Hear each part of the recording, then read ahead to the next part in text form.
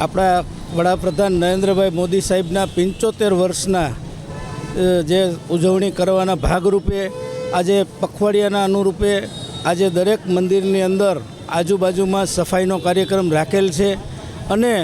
લોકોને એક મેસેજ આપવામાં આવે છે કે ભાઈ આપણું રાજકોટ સ્વચ્છ સુંદર રહે એના માટે થઈ અને લોકોની જાગૃતિ માટે થઈ અને આ કાર્યક્રમ અમે કરવામાં આવેલો છે। 8 નંબર વોર્ડની અંદર જેટલી જગ્યાએ આવા ન્યુસન્સ પોઈન્ટ છે એ પણ સફાઈનો કાર્યક્રમ કરવામાં આવેલ છે અને લોકોને એક મેસેજ આપવામાં આવે છે, કારણ કે નરેન્દ્રભાઈ આપણા તત્કાલીન મુખ્યમંત્રી હતા જ્યારથી 2001થી, ત્યારે આખા ભારત દેશની અંદર એક સ્વચ્છતાનો અભિયાનનો એક છેડો છે। ત્યારે એક લોકોને મારે